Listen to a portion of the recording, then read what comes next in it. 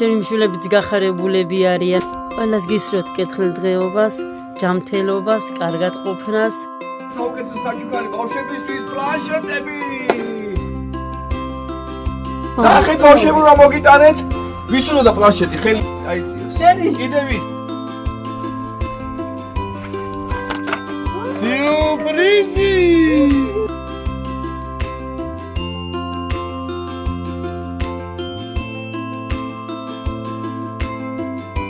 Mersi გადაიღე გაზო.